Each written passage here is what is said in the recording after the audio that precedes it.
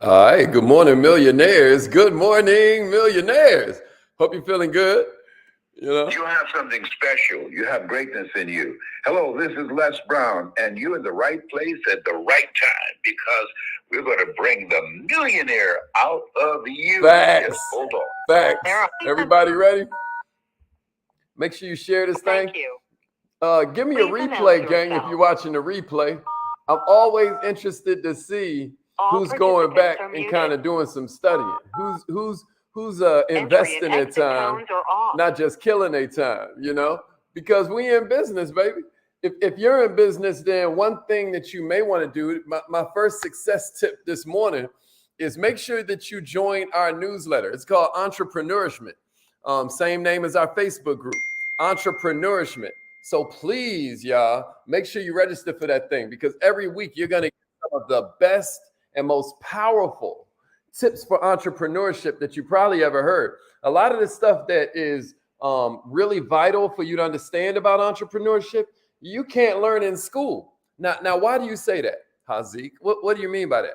Well, half the time, your business school teachers didn't even have a business, and so they don't really know. They're teaching you from books. I'm blessed and fortunate to be somebody who's on the front lines of capitalism. Like some of you know, some of you don't.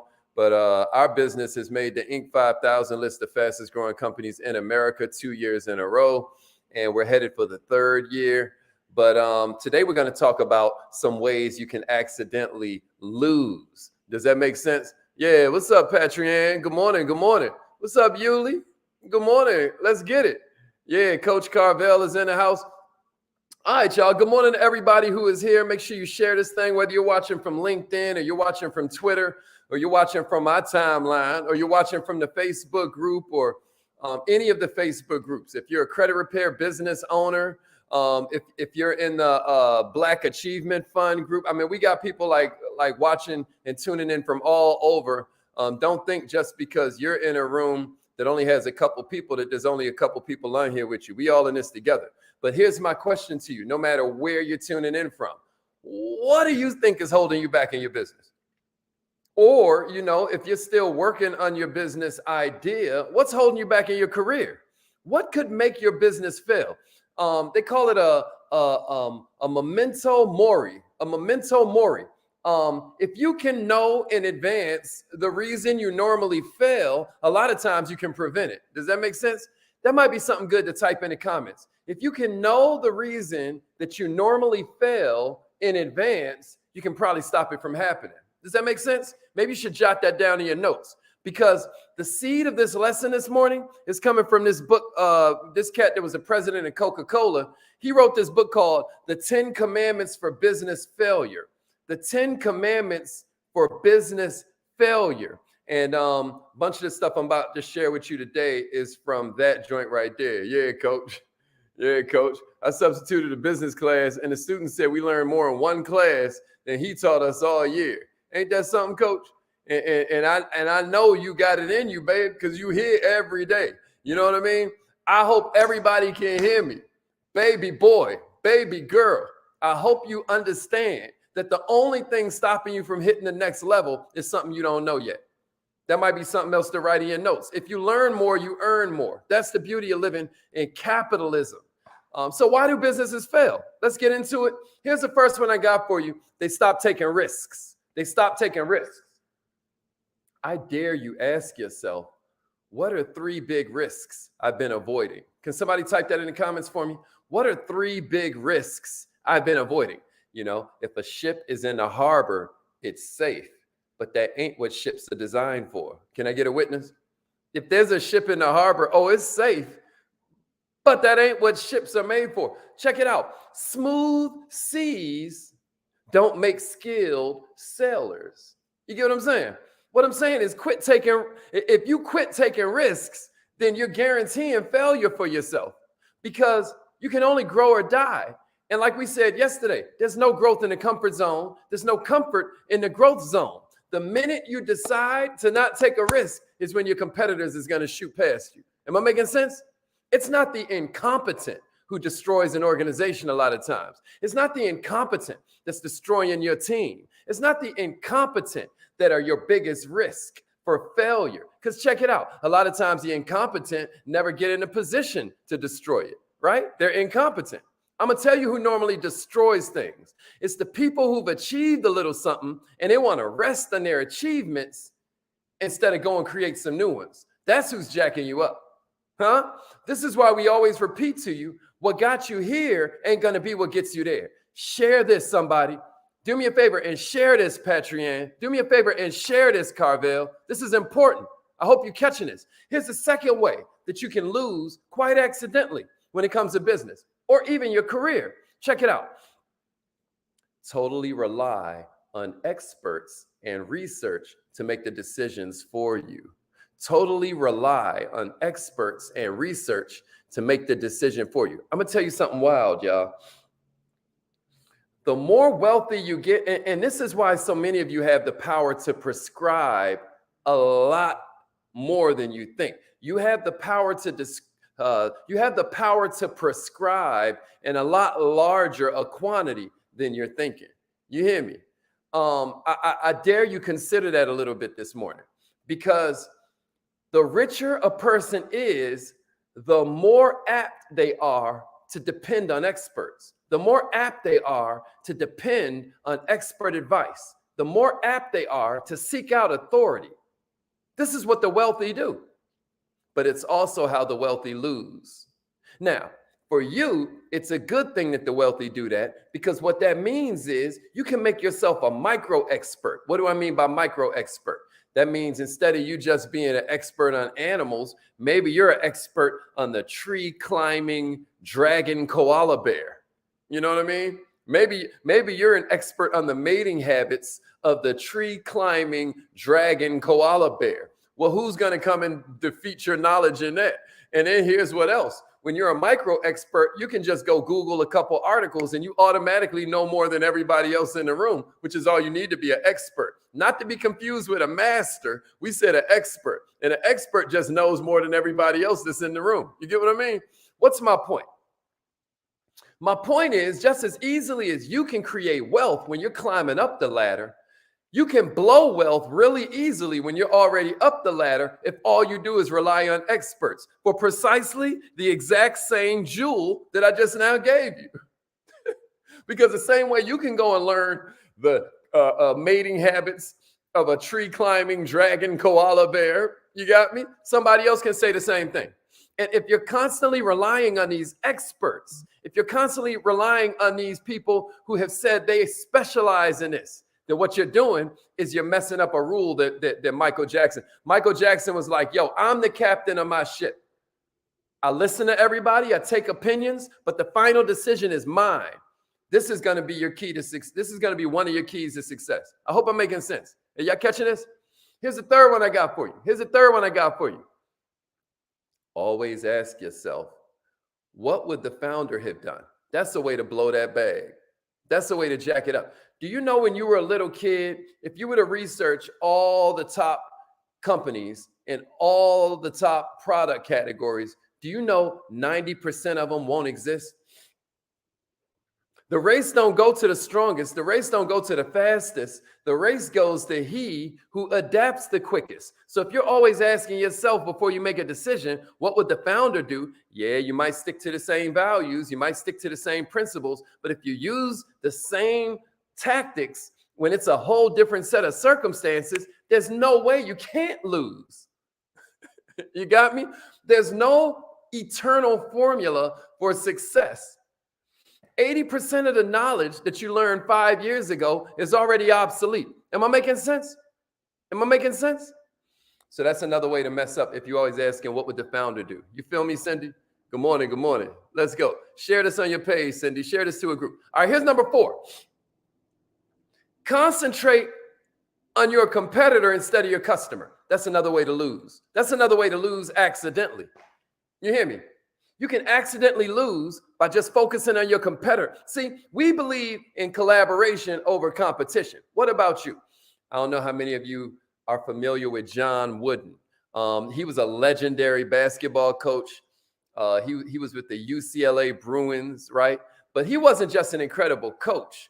John Wooden is one of my favorite mentors from afar because he was also an incredible teacher. He was an incredible teacher to the players. He was an incredible teacher to everybody who knew him. And one time they asked him in an interview how he went about preparing for the next game, right? Because it's widely known in basketball coaching circles, and you're going to love this, Coach Carvel, but he wasn't the one to send his staff out scouting the next team. He wasn't one for sending people out like checking out what the next team is doing, because this is what his philosophy was. He was like, the way you build a team ain't worrying about the competitor. The way you build a team is to play to your strengths, because if we play our game right, now they're going to have to play our game.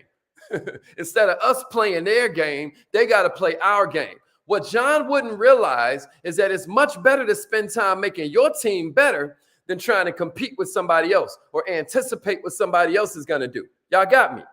The customer is king. I know you've heard cash is king. Sometimes you even hear credit is king. I'm going to tell you something. The customer is king. I don't care what product and service you have. That ain't what you're doing. What you're doing is solving problems for the customer. You shouldn't even be focused on what product you want to sell. You should be focused on what kind of customer you want to serve. And here's a couple facts for you. Poor service is the #2 reason companies lose business. That's something you should jot down. That's something you should jot down. I said poor service. Yeah. Y'all gonna feel this on the Wealth Channel. What's up, CADS? What does CADS stand for? Check it out. Poor service is the #2 reason companies lose business, right? Here's another one for you. The average dissatisfied customer tells 7 other people that they were dissatisfied. But the average happy customer, the fulfilled, satisfied customer, they only tell 3 to 4 people. So what does that mean? Your negative customers spread the word twice as much as your positive customers. Customers pay more for better service. You got me. They pay more for more complex solutions. You got me. But you ain't going to come up with no complex solutions if you're concentrating on a competitor instead of focusing on your customer. That's a good way to lose. Y'all ready? I got 3 more for you. Y'all ready? Y'all still with me? Check it out. The 5th way that you can accidentally lose, y'all. The 5th way you can accidentally lose is being inflexible. 2 of the most important words to any entrepreneur are 1, creativity. Creativity says there's always a way. And then flexibility.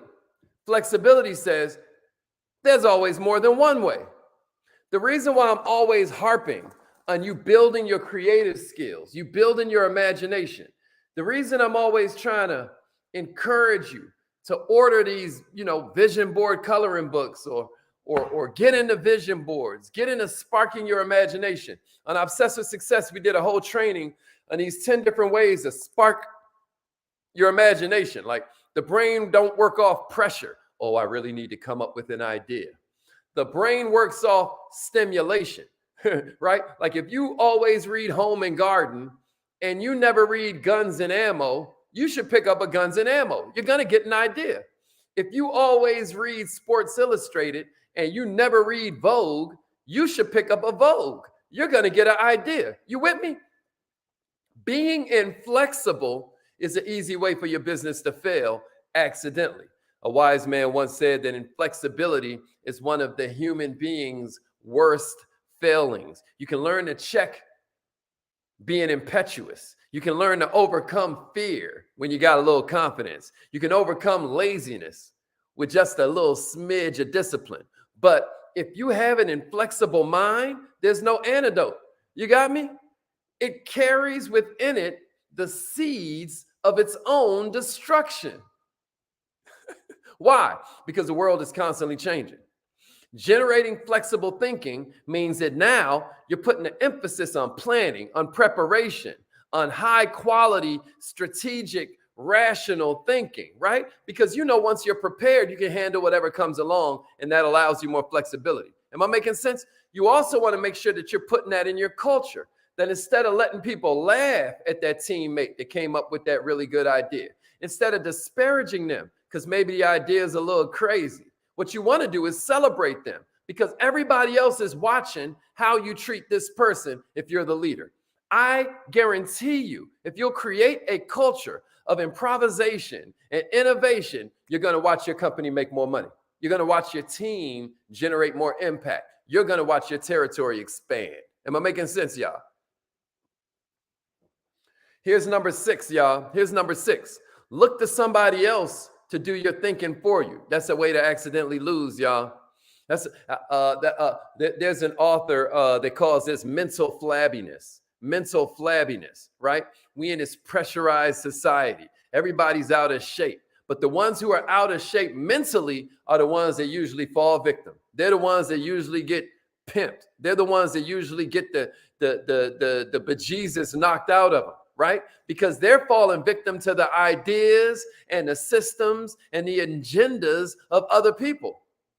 You got me? They're falling victim to human relationships and the big lotto that we're all in based around, hey,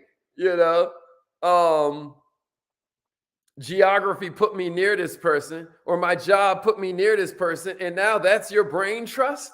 No. You're being victimized because you never taught yourself how to think. You never learned from someone how to think. You've been focused a little too much on what to think. And now, instead of you being in this lifelong pursuit of mental growth, of self-development, right? Of personal improvement, you're just staying in your comfort zone, right? Now you don't have the facility of a strong mind. So now what happens? You're setting yourself to the tune of somebody else. You're growing dependent on the thoughts and the opinions and the validation of people around you who probably don't even deserve your respect sometimes. All I'm saying is if you ain't careful, instead of dealing with ideas, instead of dealing with issues, instead of dealing with innovation, you relegate yourself to sort of this prison of rules and regulations and programs because you're scared to try something different. You're going to lose. And the last one I got for you, number 7. Last one I got for you. Yeah, Carvel. Yeah. For those on the phone line, he was Coach Carvel said, yeah, John Wooden never had a scouting report on the opponent. His whole goal is they had to adjust to UCLA. So you heard it from Coach Carvel himself. All right, check it out, y'all. Number 8. Here's number 8. You ready? Or number 7. I'm sorry. The 7th way that you can accidentally lose in business that we're going to share with you today is using a motto that's good enough. Write this in your notes. Somebody write this in the comments and give me a share. Good is the sworn enemy of great. Good is the sworn enemy of great. Good is the sworn enemy of great. What do we mean? What we saying is ain't nothing changed by a mediocre performance, right? Complacency. I always say the devil's government name is distraction, right? But if that fool got a middle name, it's complacency. You hear me? It's a drain on the brain. It dulls your attitude. You hear me? And the first symptom of complacency is when you see somebody who's satisfied with stuff just the way it is. The second symptom of complacency is they reject the way things might be, right? They're satisfied with how it is and they reject how it might be. What do they say? It's good enough. It's good enough. That's today's buzzword, right? That's tomorrow's standard. This is why everybody has this whole philosophy of mediocrity you hear me talk about all the time, because they say it's good enough. Somebody type this in. Good is the enemy of great. That's right, Sade. Good is the enemy of great. Good is a sworn enemy of great. You hear me, honey? That's exactly right. Excellence is a policy decision, y'all. Excellence is a mindset. Excellence is a way of thinking. Excellence is a way of modeling the behavior you want to see duplicated. We create a mindset of excellence in our business. We create a mindset of excellence on our sports team. We create a mindset of excellence in our place of worship, right? We create a mindset of excellence in our homes. How? Not just demanding and preaching excellence, but by modeling excellence. Because what we recognize is nobody says monkey talk, monkey listen. We know the only way we're going to change the world is by being the change we want to see. Does that make sense to somebody out there? And we know that once we've created a climate where quality ain't just something we do, but a feature of who we are, the sky's the limit. Right? Millionaires, jot these 7 ways down. It will come in handy. You'll look around at some point in the future, if it ain't today, and you're going to say, why am I not experiencing the growth that I know I deserve? Let me tell you what you're going to do. You're going to refer back to this training, and you're going to catch something in it that's going to help you change your life. Scale of 1 to 10. How was this, y'all? Scale of 1 to 10. Give your boys some stars if you enjoyed it. It's affirmation time. It's affirmation time. Give your boys some stars. Mama, I made it. Facebook is letting us get stars now. Some of y'all don't know about stars. Some of y'all do, though. Who gave us some stars yesterday? I'm going to start keeping track so I can shout everybody out. All right, love y'all, man. It's affirmation time. Let's get it. I always say it with full on emotion. Some of you know, some of you don't. Like this vision board coloring book. This is our affirmation coloring book, you know, because I've been saying the same affirmations ever since I was like homeless, right? I was sleeping in my car and all that. But look at some of these images you get to color in. Like your children need to be coloring in a private jet talking about I serve millions. Because you're like, how you going to get the private jet? Oh, I serve millions, right? Then you got note pages for the morning calls. You got to love it. You got a Bentley on the front. I never even rode in a Bentley until I bought one. And I was just homeless. I got no college degree, none of that. But what I understood was that desire shows up in conversation, but belief shows up in behavior. How do I adjust my belief? I got to start with the images in my mind. I got to start with, am I speaking life? Am I edifying my reality? Or am I talking down on myself? So this morning, we're going to practice that a little bit. Y'all ready? Repeat after me. Say it like you mean it now. Say it like you mean it. Here we go.